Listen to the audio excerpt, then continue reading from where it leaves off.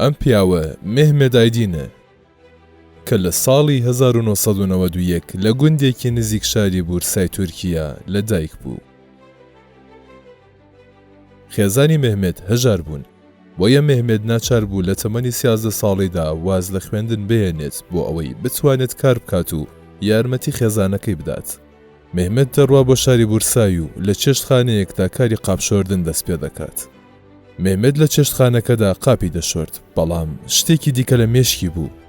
ئەو لە دڵی خۆیدا دەیگوت من دەبێت دەوڵەمەند بم و ئەم کارە شتێکی هەمیشەیی نییە. هەر بۆیە بۆ یەکەم جوڵە هەوڵیدا kە ببێ بە ڕەپێر کە لە هەمان کاتدا ئەم ڤیدیۆیەی لە خۆی دروست کرد.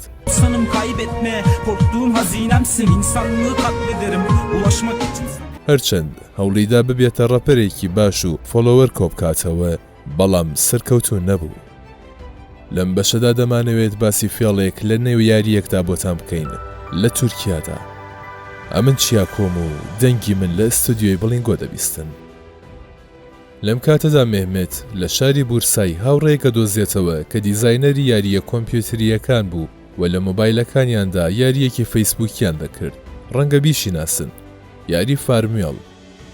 لەم یاریەدا تۆ زەویەکت هەیە و دەبێت کاری لەسەرکەیت، جووتیاری بکەیت و ئاژەڵیش بەخێو بکەیت.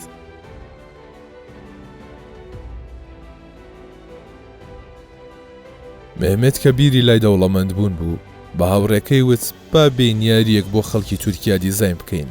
هاوڕێکەشی دەڵێت بیرۆکەیەکی خراپ نییە و یاریەک وەک فارمیۆڵ دیزاینەکەین. ناوی چیفلیک بانکیش لەسەر یاریەکە ئەنێن. چیفلیک یان سیفلیک بە زمانی تورکی ئیستانبۆڵی بە مانای کێڵگە یان کشتوکاڵە کە ناوی یاریەکەش دەبێتە بانکی کشتوکاڵی. ئەم یاریە زۆر بە زووی سەرکەوتوو دەبێت و تەنها لە ماوەی 1 مانگدا 50,000 یاریزان کۆ دەکەنەوە. یاریەکەش سادەیە، بە بڕێک پارە کە زێڕە دەست پێ دەکات و یاریزانەکە دەتوانێت وە بەرهێنان بکات و مریشک بەخێو بکات و ئاژەڵ بەخێو بکات و هەر شتێکیش کە لەم خاکەدا بەرهەم بێنێت دەتوانێت بیفرۆشێت و زیێڕەکەی زیاد بکا و زەوی زیاتر بکڕێت و کێڵگەکەی گەورەتر بکاتەوە. تایەرە وەک یاریەکی ئاسایی فارمیۆڵ وایە. شتێکی ترکەم یاری هەیەتی ئەوەیە کە دەتوانیت هەر وەک فارمیۆڵ پارەی ڕاستەقینەوە بەربهێنیت. بۆ نمونە $10 دەی زێڕ دەکڕیت و بەو زێڕە دەتوانیت زەویەکەت پەرە پێ بدەیت و خێراتر گەشە بکەیت. مێحمێد داڕێژەریەم یاریە بوو و بیرۆکەکان دەدات و هاوڕێکەشی دیزاین و ئامادەکاری یاریەکە دەکات. ساد بە ساد ژمارە یاریزانەکان زیاتر دەبێت و مێحمێد و هاوبەشەکەشی پارەیەکی زۆر بەدەستەهێنن. بەڵام مێحمێد پارەی زیاتری دەوێت. بۆیە بیرۆکەیەکی دیکە دێنێتە پێشەوە کە بە خەڵک ڕابگەیەنێت کە هەر پارەیەک لەم یاریەداوە بەرهێنان بکەن بۆ پەرەپێدانی کشتوکاڵی تورکیا بەکاردەهێنرێت. کاتێک کە زەویە کشتوکاڵیەکان گەشەیان کرد، قازانجەکەشی دەگاتە دەستی خەڵکەکە. بە بەردەوامی لە یاریەکەدا ڕکلام بۆ ئەم بیرۆکەیە دەکرێت کە پارەکە لە شوێنێکی باشوە بەرهێنان دەکرێت، چونکە هاوکات کە کشتوکاڵی وڵات گەشە دەکات سوودیشی لێوەردەگرێت. پێویستە بزانن کە مێحمێد لە کاتێکی باشدا ئەم بیرۆکەیەی جێبەجێ کرد بوو، چونکە ئەو دەمانە ساڵی 2017 بوو و کشتوکاڵی تورکیا کێشەی زۆری بوو وە خەڵکەکەش ئەمەیان دەزانی. هەر بۆیە دەستیان کرد بە دانانی پارە لە یاریەکەدا و دەیانگوت ئێمە خزمەت بە وڵاتەکەمان دەکەین و سوود بە خۆمانیش دەگەیەنین. دوای چەند مانگێک ئەم یاریە لە تورکیادا دەتەقێتەوە و 500,000 کەس ئەم یاریە دەکەن. 130,000 لەو 500,000 کەسە ڕۆژانە پارە دەڕێژنە ناو ئەم یاریە.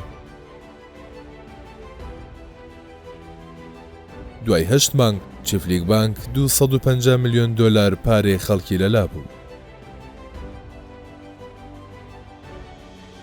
بەڵام خۆ مێحمێدیش ناهێڵێت خەڵکی گومانی لێ بکەن، هەر بۆیە دەچێت هەندێک زەوی کشتوکاڵی دەکڕێت، لە بەرامبەر کامێرادا نیشانی ئەدا و بەرهەمی ئەو زەویەش بە نێو و پاکەتی چیفلیک بانک دەفرۆشێت بە دوکانەکانی بورسای و دەوروبەری. چیفلیک بانک ئەوەندە خەڵکی کۆکردووەتەوە کە ئاژانسەکانی هەواڵیش بڵاوی دەکەنەوە. هەر بۆیە زۆر کەس دەڵێن چ یاریەکی باشە، هەم کات بەسەربردنمان هەیە هەم وڵاتەکەمان باشتر دەکەین و هەم پارەکەیشمان دەستەکەوێت. چی لەوە باشتر؟ هەروەها دەڵێن کە مێحمێد ئایدین گەنجێکی سەرکەوتووی پێشەنگکارە و دەبێتە کەسایەتێکی ناودار. ئەگەر تا ئێستا تێبینیتان نەکرد بێت، پێویستە بزانن کە چیفلیک بانک ساختەکاری و فێڵێکی گەورەیە کە دەتوانین پێی بڵێین پانزی ئەسکیم. پانزی ئەسکیم ساختەکاریەکی بەناوبانگی جیهانیە. مێحمێد بەو پارەیە کە کۆی کردووەتەوە لە بەرامبەر کامێرادا سوودی وەبەرهێنانە سەرەتاییەکان دەدات، هەر بۆیە خەڵک وا بیر دەکەنەوە کە شتێکی باشە و ژمارەیەکی زۆرتر وەبەرهێنان دەکەن.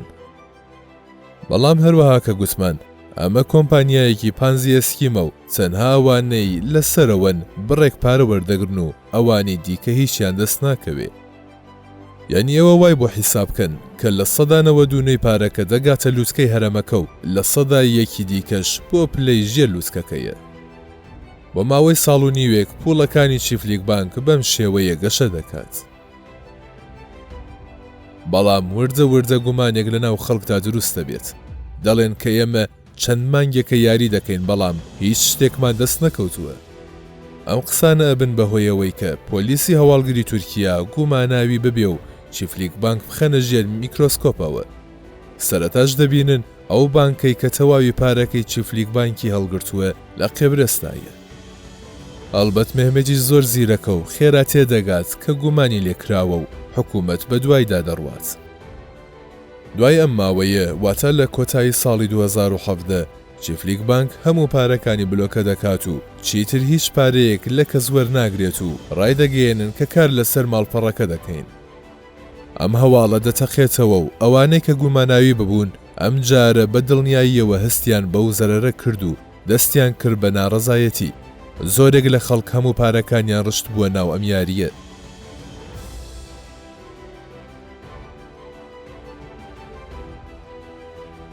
دوای 3 مانگ و لە ناو ناڕەزایی خەڵکدا حکوومەتی تورکیا ڕایگەیاند کە چیفلیک بانک دامەزراوەیەکی ساختەکاریە و لە ڕاستیدا پلانێکی پانزی ئەسکیم یان هەمان کۆمپانیای هەرەمیە. لەم کاتەدا فەرمانی دەستگیرکردن بۆ مێحمێد ئایدین و سەرجەم کارمەندانیە ماڵپەڕە دەردەچێت. بەڵام مێحمێد ئایدین وەک بڵێ تواوەتەوە و چووەتە ژێر زەوی لە هیچ شوێنێک نابینرێت.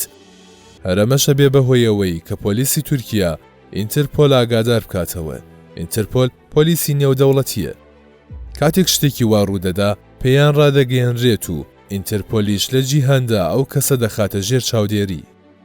لە هەمان کاتدا گرتەیەکی ڤیدیۆیی لە ئینتەرنێت بڵاو دەبێتەوە کە مێحمێد ئۆتۆمبیلێکی فێراری پێیە و لێ دەخوڕێت.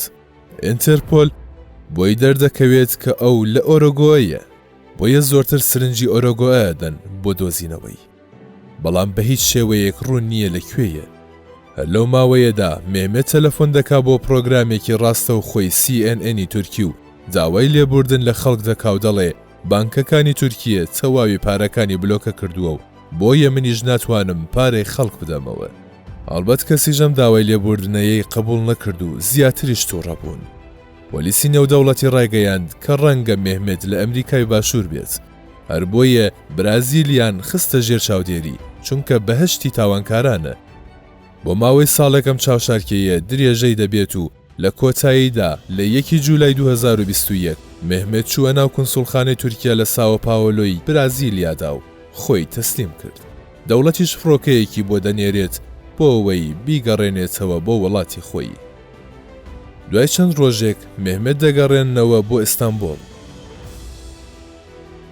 دادگا ڕایدەگەیەنێت کە 80 ملیۆن و 500 هزار دلار ساختەکاری کردووە و دوایەش وڵاتی بەجێهێشتووە. ئەو فیراریە و شتەکانی دیکەش دەگیرێت. ئەو کاتەی مێحمێد دەستگیر دەکرێت تەنها 13 دلار لە گیرفانیدایە و وڵەکانی دیکە هیچیان دیار نییە. هەرچەندە پێی دەڵێن تۆ چیت لەو هەموو پارەیە کردووە، هەر دەڵێ من نازانم، بانکەکانی تورکیا هەمووی بلۆکە کردووە.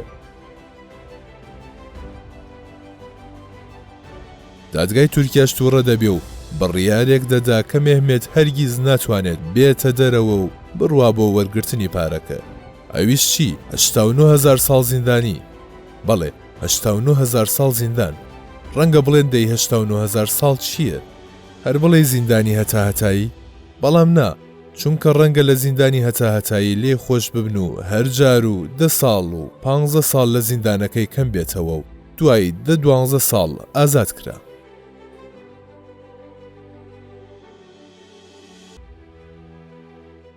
لە ئەمریکا شەر بەم شێوەیە حکوم دەرکراوە. بۆ نمونە دەڵێن 5 سزای هەتاهەتایی واتە هەرچی لێبوردن ڕووبدا بووی هێشتا 1 سزای هەتاهەتایی ماوە. درێژترین سزایەک کە لە مێژووی جیهاندا دراوە لە ساڵی 1989 لە تایلەند بۆ پانزی ئەسکێمێ وەک مێمێت بوو. سزاکەشی 141,078 ساڵ بوو. ئەم حکمە ڕیکۆردی جیهانیە کە بۆ خات و چامۆیەتی پیاسۆ دەرچووە کە ئێستا تەمەنی 83 ساڵە و 141,000 ساڵی دیکەش ماوە. ئەمانەی کە بۆتانم باس کرد پێمان دەڵێ کە هیچ شتێک لەم جیهانەدا بە خۆڕایی نییە و کەس بە خۆڕایی پارە بە کەس نادات. بە کۆتایی بەشەکە گەیشتین، هیوادارم لەم بەشەش چێشتان وەرگرت بێت و شتێک بە زانیاریەکانتان زیاد بێت. تکای پۆستەکە لایکەن و کەناڵەکەش سابسکرایب کەن و پێتان خۆش بزەنگۆڵەکە شەڵکەن با لە پۆست و بابەتەکانی دواترمان ئاگادار بن.